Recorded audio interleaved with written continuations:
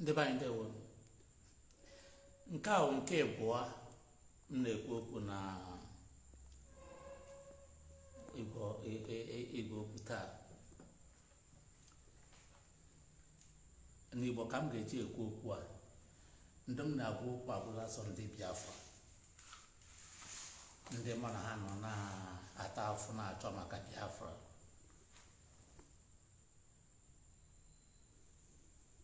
Ọnụnụ na-esi anya nsogbu anyị na-enweta bụ na enwero umbrella body jikọtara anyị ncha. A sị na enwere umbrella body jikọtara anyị ncha, a clearing house. Ọ ga-awụ ihe ọgwụ na a na-eme abịakwugodo ya ebe ahụ gba ya ka izu. Enwegoro onye na-eme ihe na-adịrọ mma ekwuo ya ebe ahụ. Enwe onye chọrọ ime ihe ọwụna ọbịa ebe ahụ kwuo ya. Enwere oge ekwuru okwu maka de facto customary government. Mụwa sọpọtụrụ ya.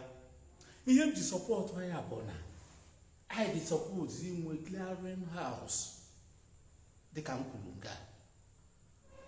Mgbe a zahụ kọmitii ahụ nnọọ ezigbo ọrụ na that de facto gọọmenti,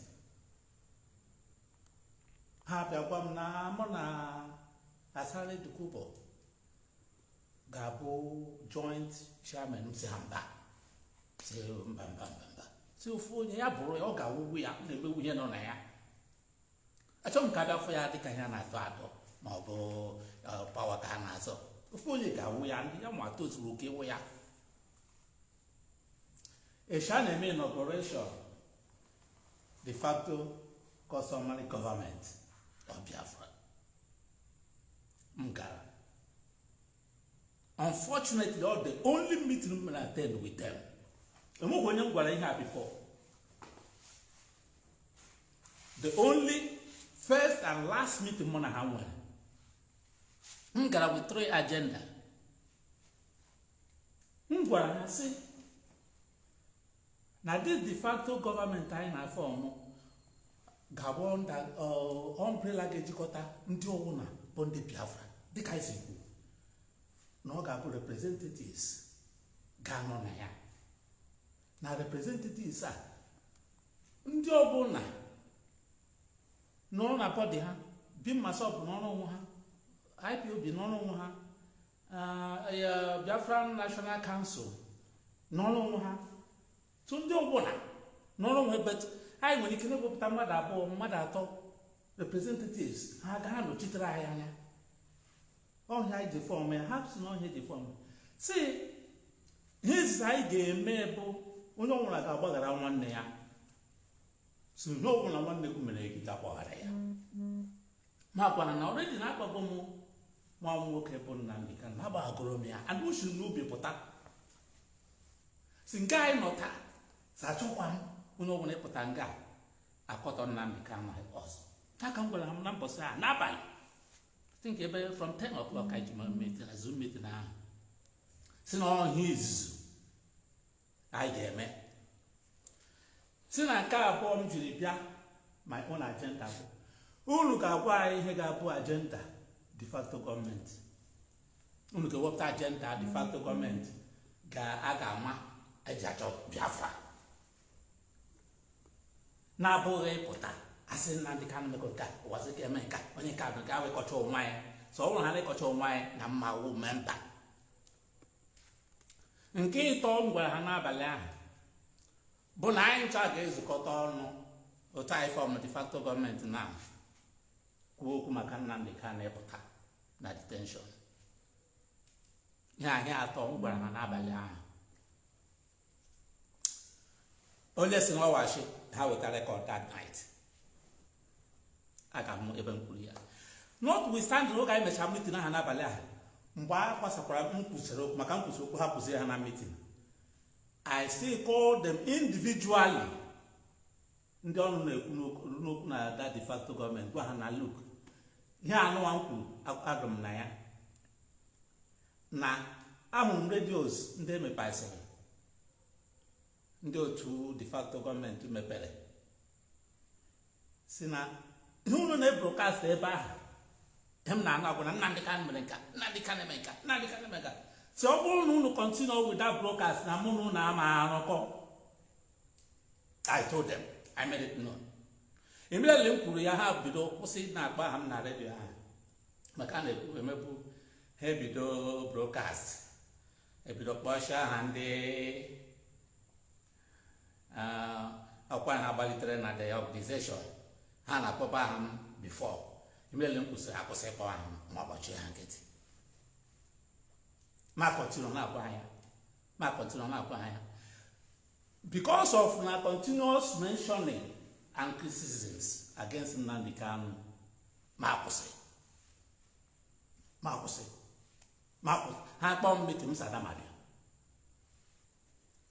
I made them know that Mabia until Una Pose in use any Biafran flag platform to criticize somebody in a prison. Obo na ime Biafra. I am more a why Biafra in the memory because it's all Biafra. He gave a good more forgive on your one at all for you. Him to know background there now, Maka. He didn't matter. Obo I were a clearing house, central body. In here, matter a guy name. So, since I had wrote out when I had a meeting of the same that first day in overall meeting now, and this platform now, I say that from today, my being myself, my mom, we are no more members of de facto customary government. Because he get went in a broadcast and I hang on, Nnamdi Kanu, and when Nnamdi Kanu major on this struggle carry out of Uwazuruike. Nobody. Man, for the interest of this struggle, Mawara, Onopona, Mungwana had this now. Maybe a car, and I couldn't understand. So all of you know that this de facto government, Unu social but not bad, not for me. Man, to be unknown de facto government, who's ending you? The work as Nnamdi Kanu as my only enemy. It's wrong now, but all of you were together. I told them. Come back, majority of them, one day in on time. You know, I'm before. It's over 2 years now. I carried it on myself, but change it. But I won't call it on and one time for that. That's what. Now, as a clearing body, I'm not going to get a bank and carry a man. Never know a clearing body in the pussy now, not internet. Uwazuruike my support to President of Igbo President or Nigerian President of Igbo extraction for the interest of Biafra struggle. Him to the actual support onye Igbo President to Nigeria maka ordinama ha na-eme ordinama Biafra. Ọ bụrụ na onye Igbo bụrụ president taa ndị a na-apụtata na-akpọ m iyi ndị otu anyị nọ na-akpọ m iyi ndị apụtacha taa sị na ha bụ ndị Igbo na-azọ president Biafra ọ Nigeria ndị Igbo kedu nkata na ha kpara ndị ya sọpọtụ ha a ga-enwe nkata gị na ha ga-akpa kedu nkata na ha kpara maka na onye Igbo bụrụ president taa that 8 years ọ ga-anọ n'ọfịs ịma okwu Biafra ka ihe ga-ekwu onye Igbo ga-abụ president ị ga-apụta nga mgbasị ngwa ọ ga-enye gị Biafra ị ga-ekwu ya ọ mgbe akụ m ga-ekwu ya ọ wụ ugbu a na-emekwa ihe mere ka ị ga-akpa ya site ya damsị ngwa ị chọrọ ịbụ president gịnị ka ị ga-eme ị ga-edeklara Biafra referendum ka ị ga-eme ya sị gị yes or no ka ị mara ihe ikwo na-asọpọt ya why ha achọghị ịbịa ha ma ajụjụ m ga-ajụ ha ọ ndị sị ha bịa ka ndị unu na abroad n'ofesi unu nọ ebe ahụ ha bịa nga ma ale ha anya nso a sọpọtụ ọghazi Igbo president gịnị ka ị ga-eme ị ga-edeklara Biafra ya sị yes or no because ha na ha sọpọtụ anyị mma nọkọta sa ama sọpọtụ onye Igbo ewu president na-enwe ihe More, another 23 years at this struggle. Perhaps the longest. Before I happen the struggle, my work, I get away. Mjinaka. A better Biafra. Only but Chapana 8 years I have money to Biafra. Or one out Sabi Chigis or Biafra. I said, eh? Oh, your brother just left yesterday. No give you Biafra. Now you want me to give you Biafra. So you are using this here Biafra for Wayo. Oh, him did not June. Ndị niile mapụtara taa ọ na-agwọ ha Uwazuruike mere nke ọ dịrị ego mere nke ele ebumnobi unu anyị ji asọpọtụ Igbo President a ọ bụrụ na anyị pụtasị oke ugbu a ha chọzi Igbo President anyị achọ Biafra edo onye ọbụla anyị asị ngwa to attend o Israel no more Biafra anyị chọrọ gba Igbo President ma Igbo win ma Igbo win no more Biafra. Men I president more winner, my own president Monyai, no more Biafra. I hypocrite. Manovo Nanke, I got support to Macanawo Igbo, Kibo Chia, Igbo Hanachimba. That's Chapana Monen Biafra. Can we get with the Biafra? Or yet someone Biafra, it's on your such one, when you bought to get some by Biafra. Can he get me? Go on our carrying a penal to Aka.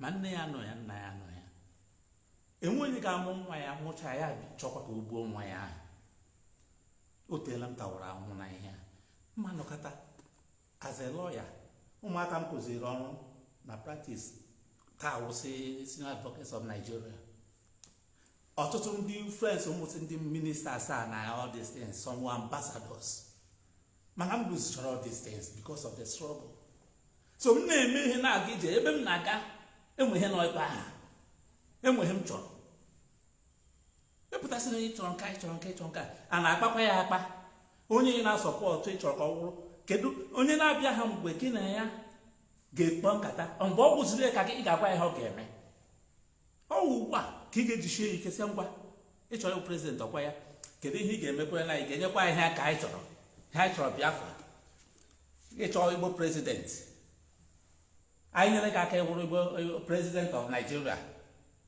Kepan K. Kaiketre, the Kenapa Biafra, Keki saying, ya called to Raya.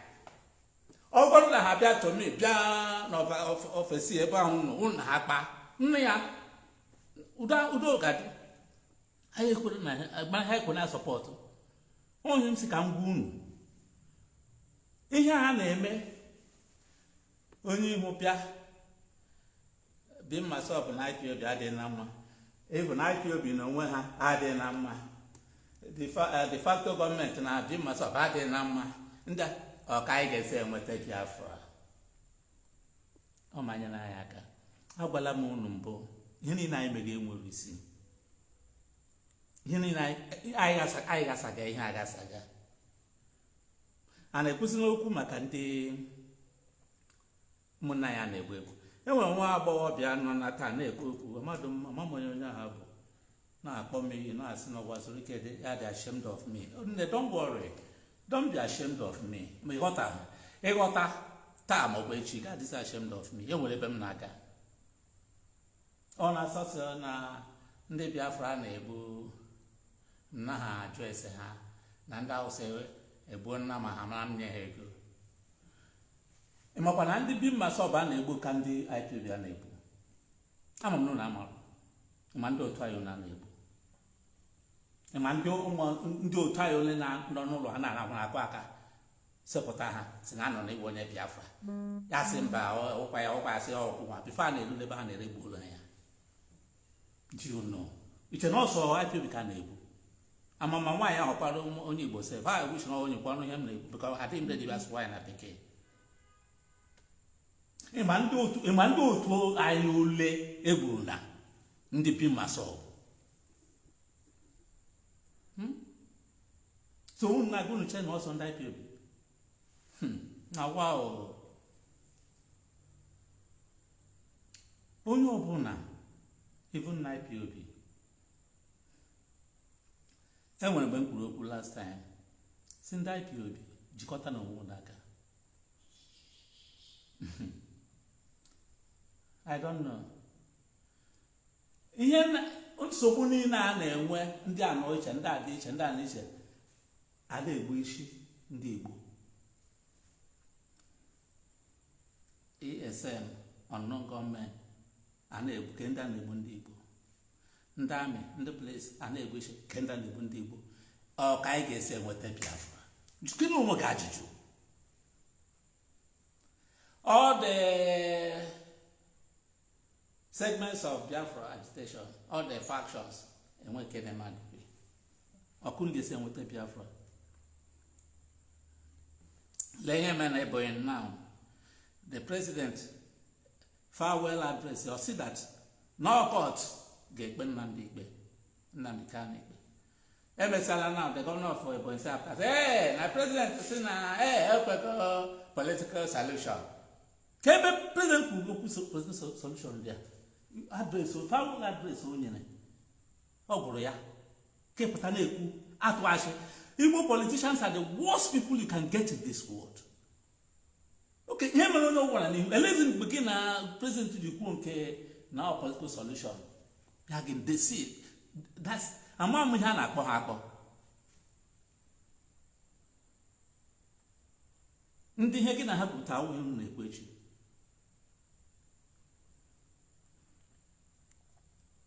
Ọhịa onye ọbụla ga-ajụ onwe ya ajụjụ. This our brother neighbor Nnamdi Kanu. No sokwara ya mee ọ wee Biafra. Onye ọbụla suppose ịlaba aga n'eche. Ọ bụrụ na alụsọ ọgụ ahụ abata n'ụlọ edozie. Ọ bụ otu a onye ọbụla nọ iche iche ihe esi eme ya. Ị na-egbu ndị Igbo na-anwụ isi. Kedu onye iche na nwere ihe omenute onye Hausa na onye Fulani enweghị omenute onye if not like ka a na-egbu isi ndị Igbo. Ọ bụ na na-close the whole market every day. Enweghị omenute ma ọhịa ha chọrọ ka economy anyị daa n'ala. Kedu ka anyị esi enweta ya? Some people pụta ha sị hey yes ọhịa ka ewute ha ka ewute ha ka eji ma na ọ na-ewute ha na-eme n'ala Igbo. Ala Igbo na during this array. Ọ bụ na the whole Nigeria nọ in this array. Kịta ala Igbo kịsị na ọ na-ewute ha. Enwere mgbe m gwara unu okwu sị na mma pụtakwa ọzọ na criticize ihe IPOB na-eme. Nke mgbe m kwuru ya unu ọnụ m ana m apụta ekwu ngwa ha anaghị okwu m take it tie na bank. Mma pụtakwa ma IPOB omere nke dị mma omere nke dị njọ ma ọ bụ ha mee nke dị njọ I will not talk. Ha eme nke dị mma m feel na m ga-apụtakwa sị ha nna unu agbalịkwalụ ma pụtakwa gwa ha ọnụ mana ahụgbe m ka ahụ m gwara ha ịpụta na-abụnye Naijiria aka n'anya. Ịchọ ha ka nna gị ukwu Nnamdi Kanu pụta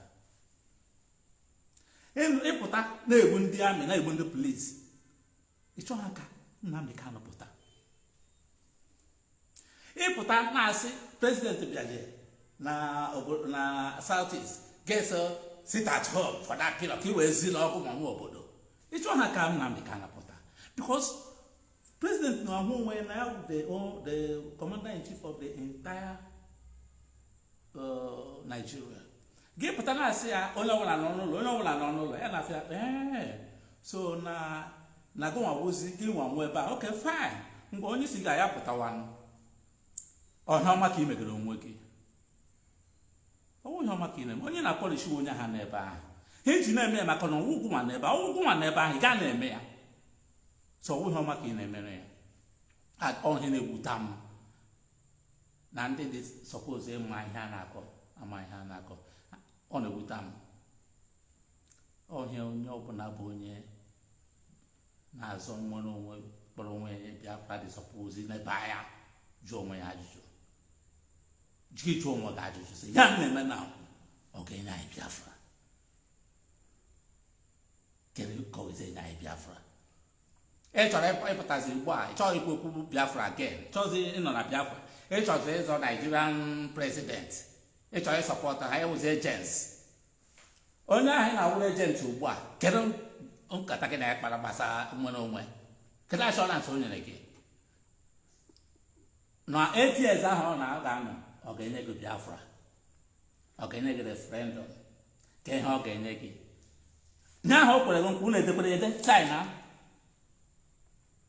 iji asọpọtụ ya ị na-asọpọtụ ya for nothing ma akwa na ya wụ president ahụ echi gụnwa the first target ọ ga-egbu mana gị na edicha agreement ọ na-egbugodo gị ọmara na agreement o kwere bọs anyị something ọ bụrụ ma o mee ya ọ nụrụ ya n'obi maka na ndị anyị na-ene anya unu wụcha oloro ọhụrụ enweghị unu ma mụ na ha emechala ihe enweghị mụ na ha mere edowere otu eji ekwu ya ọnya m sị ka m gwa unu n'abalị ya achọghị m igbu oge unu otu a mesịrị ihe a kịta emere m vidio this afternoon mekwa ndọwa nta ka m mere gbake ndị Biafra jụọ onwe gị ajụjụ ịlaba aka jụọ onwe gị ajụjụ ma ihe ndị a m kwu ọkwa eziokwu ma ọ washi ọsọ gị kpọga m iyi ero taa ruo echi ma mgbe ọnwụ na n'ọganihu idowe ihe a m kwuru taa ige ntị ị ga-amakwa na ọ bụ eziokwu ka m gwara gị. Ndewonu, kachi bụ